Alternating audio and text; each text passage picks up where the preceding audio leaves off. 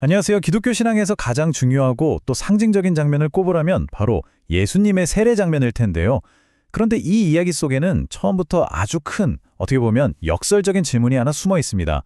오늘은 마태복음 3장을 통해서요, 죄가 전혀 없으신 분이 왜 죄인들처럼 물에 잠기셨는지 그 사건에 담긴 아주 깊고 따뜻한 사랑의 메시지를 함께 나눠보려고 합니다.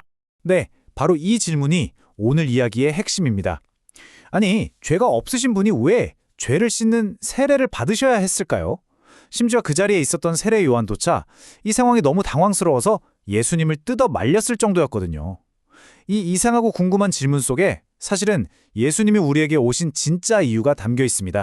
당시 세례 요한의 메시지는 아주 명확했어요. 회개하라. 그의 세례는 죄를 고백하고 삶을 돌이키겠다는 상징이었죠. 그래서 수많은 사람들이 자기 죄를 씻으려고 요단강으로 막 몰려들고 있었습니다. 그런데 한번 상상해 보세요.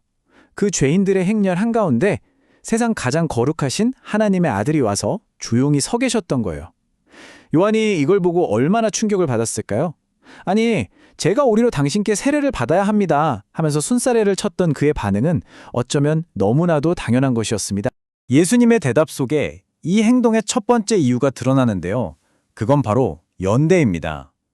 하늘의 영광스러운 보좌를 그냥 버려두고 우리와 똑같은 자리로, 가장 낮은 자리로 내려오시겠다는 하나님의 정말 놀라운 겸손, 그리고 깊은 공감의 표현이었던 거죠. 이 표를 한번 보세요. 정말 극명한 대비가 보이죠. 하늘에 속한 흠 하나 없이 거룩한 분이 땅에서 회개하는 사람들의 줄에 함께 서셨습니다. 예수님은 당신의 완벽함으로 우리와 선을 긋고 거리를 두지 않으셨어요. 오히려 우리의 깨어지고 연약한 그 삶의 한복판으로 직접 들어오셨습니다.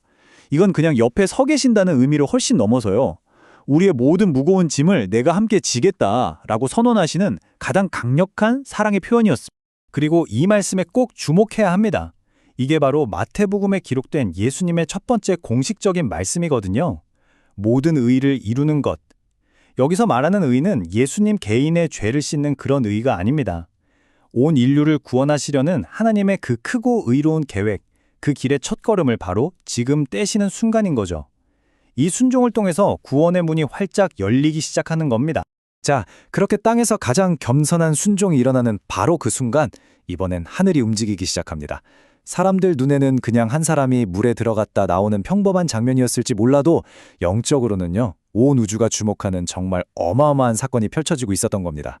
예수님이 물에서 딱 올라오시는 그 순간, 성경은 하늘이 열렸다고 말합니다. 이게 그냥 비가 그치고 구름이 걷혔다 이런 날씨 이야기가 아니에요. 수백 년 동안 이어졌던 하나님의 침묵이 깨지고 하늘과 땅 사이를 가로막던 그 장벽이 허물어지는 정말 우주적인 순간이었던 거죠.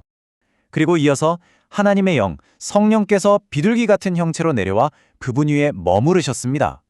왜 하필 비둘기였을까요? 여러분, 비둘기는 순결과 평화, 그리고 새로운 시작의 상징이잖아요.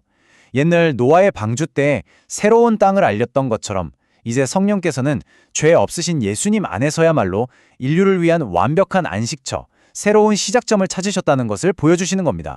그리고 마침내 하늘로부터 음성이 들려왔습니다. 이건 예언자를 통해서 들려오는 간접적인 음성이 아니었어요.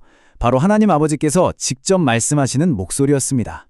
길고 긴 침묵을 깨고 하나님께서 인류 역사의 한복판으로 친히 들어오시는 정말 장엄한 순간입니다. 그래서 이 장면이 신학적으로 정말 중요한데요. 바로 복음서에서 삼위일체 하나님이 처음으로 한자리에 공개적으로 자신을 드러내신 순간이기 때문입니다. 하늘에서는 말씀하시는 성부 하나님, 물속에서 순종하시는 성자 예수님, 그리고 그 위를 따뜻하게 감싸시는 성령 하나님. 이 한 장면 속에 우리를 구원하시려는 하나님의 모든 계획이 아름답게 담겨 있는 것입니다. 자, 이제 이 모든 사건의 하이라이트라고 할 수 있죠? 하늘에서 들려온 그 음성의 내용에 한번 집중해 보겠습니다.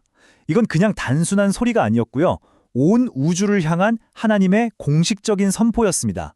이는 내 사랑하는 아들이요, 내 기뻐하는 자라.